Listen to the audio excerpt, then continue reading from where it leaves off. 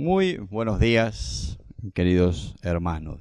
Estamos cada vez más cerca de poder volver a encontrarnos aquí en las instalaciones, en el caso nuestro de calle Cartagena y las demás congregaciones también en sus propias sedes, en sus salones de reunión, en sus templos. Les pido, antes de pasar a leer la palabra y compartir, les pido oración, porque en esta semana y la próxima los pastores hemos firmado unas notas y vamos a estar presentándonos ante el intendente municipal y el gobernador de la provincia con el pedido de que nos autorice reabrir los templos con una capacidad de un 50% del espacio. Así que tengan en oración para que hallemos gracia delante de los gobernantes y puedan autorizarnos. No es que dependemos de ellos, nosotros dependemos de Dios, pero también la Biblia nos dice que debemos ser respetuosos de las autoridades y por lo tanto vamos a hacer las cosas como mandan los gobernantes. Así que oren para que tengamos una respuesta afirmativa a nuestro pedido.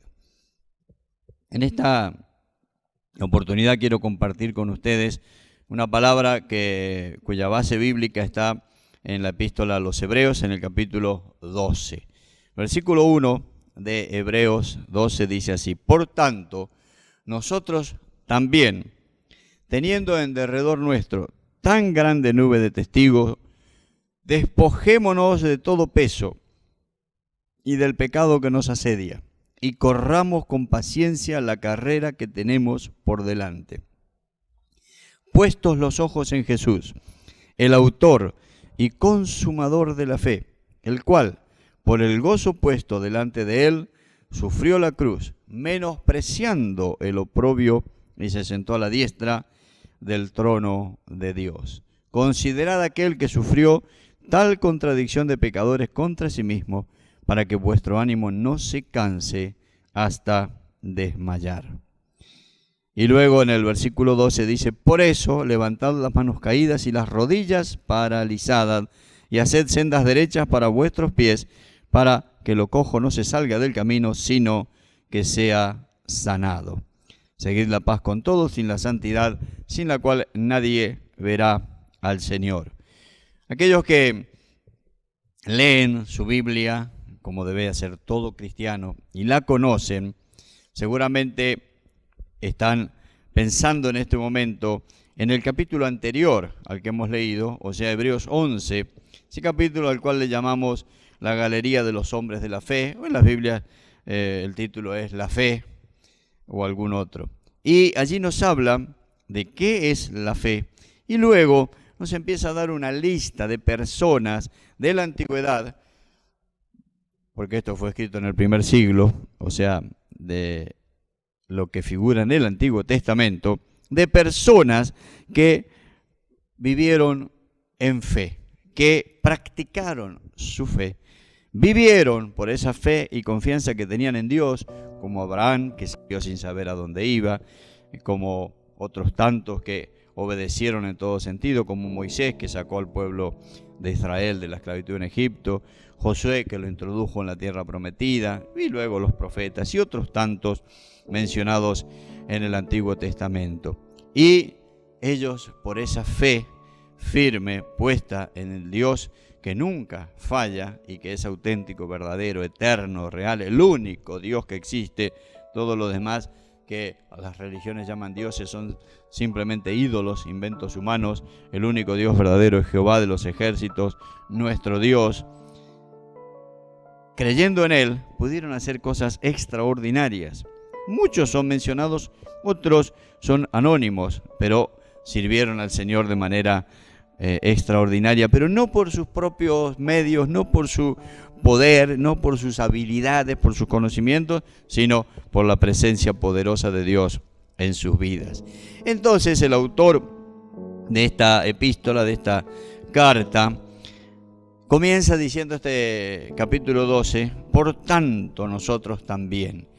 Por tanto significa, luego de que les conté todo lo que estas personas hicieron, y mencionas tantas desde Abel, y va pasando por muchos personajes del Antiguo Testamento, luego de mostrarnos esas obras que ellos pudieron hacer por su confianza depositada en Dios, o sea, por la fe, que dieron testimonio de su fe y aún pagaron con sus propias vidas, a tal punto que el autor de Hebreos en el capítulo 11, versículo 38 dice: estos hombres de los cuales el mundo no era digno.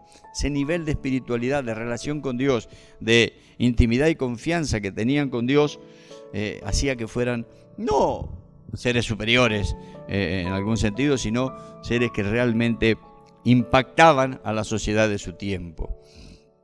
Y entonces dice: nosotros también, teniendo esa nube de testigos. ¿Qué es esa gran nube de testigos a la cual se refiere el autor? Que luego nos va a llevar a que nos diga, bueno, teniendo esa nube de testigos, nosotros despojémonos del peso, del pecado que nos asedia y corramos con paciencia la carrera que tenemos por delante. Hay que despojarse de cosas que Dios no nos pide que hagamos o que llevemos. Sacrificios, Dios pide que nosotros, sus hijos, nos consagremos a Él, que vivamos una vida de compromiso, de una entrega total, pero el mismo Dios es el que dice: antes que sacrificio yo quiero obediencia, quiero un corazón contrito, humillado, santidad.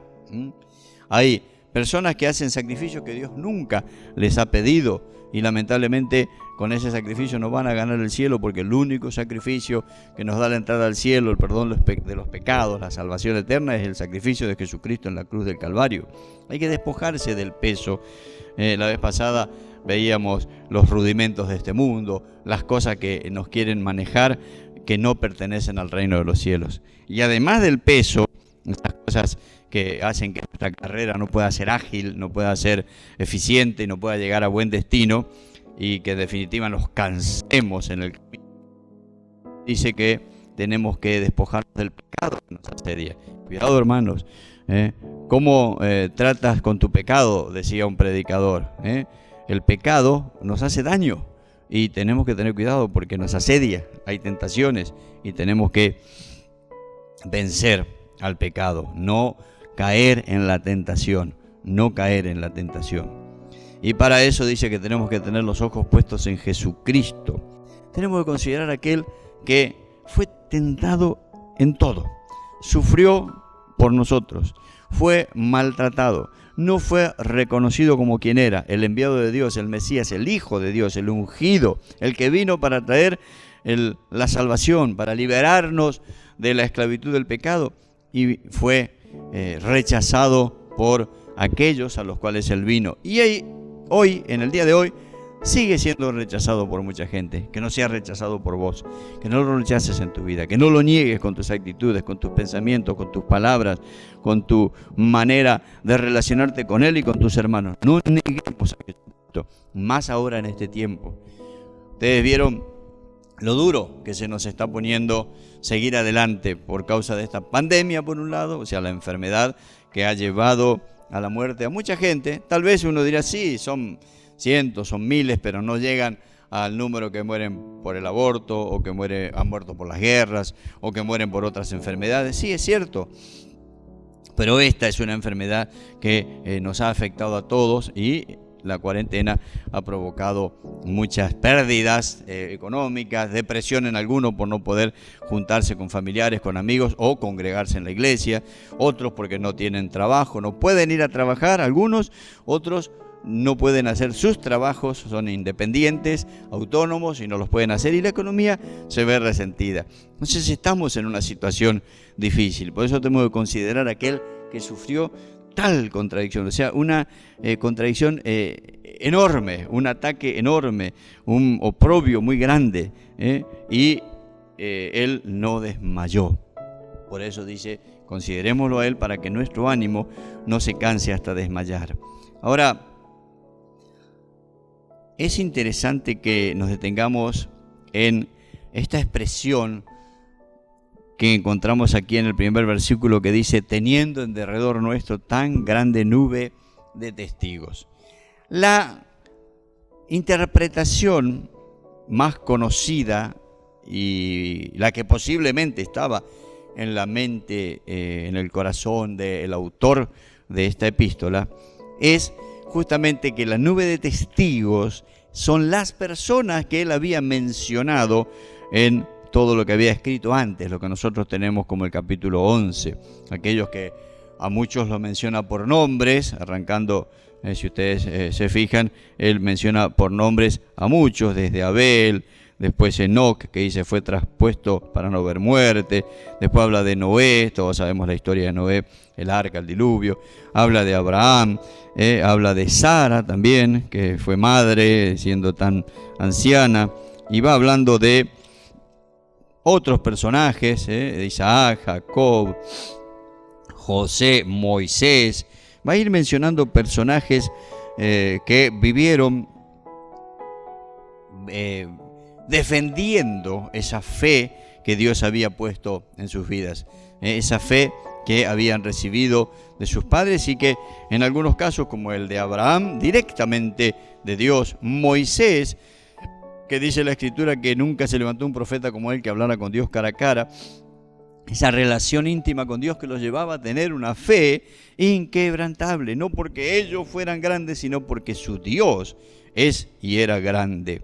Y entonces dice el versículo 32 del capítulo 11, dice, ¿y qué más digo? El tiempo me faltaría para hablar de Gedeón, uno de los jueces, Barak, otro de los jueces, Sansón, otro de los jueces, Jefté, luego David, el segundo rey de Israel, Samuel, y de los profetas. Y dice, fíjense lo que dice que ellos hicieron por fe: conquistaron reinos, hicieron justicia, alcanzaron promesas, taparon bocas de leones, apagaron fuegos impetuosos, evitaron filo de espada, sacaron fuerza de debilidad, se hicieron fuertes en batalla, pusieron en fuga ejércitos extranjeros. Después dice, hubo mujeres que recobraron con vida a sus muertos, pero otros fueron atormentados, no aceptando el rescate, a fin de obtener mejor resurrección. Otros experimentaron oprobios, azotes, prisiones, cárceles, apedreados, aserrados. Se dice que el profeta Isaías murió aserrado, cortado con una sierra, puestos a prueba, muertos a filo de espada. Anduvieron de acá para allá cubiertos de piel de oveja y de cabras, pobres, angustiados, maltratados. Estos hombres, de los cuales el mundo no era digno, anduvieron errantes por los desiertos, por los montes, por las cuevas y por las cavernas de la tierra. Fíjense lo que sufrieron. Y más allá de que lo que nos está pasando a nosotros tiene sus dificultades, tiene sus consecuencias, algunos lo sufren aún con enfermedades. En estos días estamos orando por un pastor de Buenos Aires conocido, que ha estado muchas veces acá en la ciudad de Corrientes, que está afectado del coronavirus.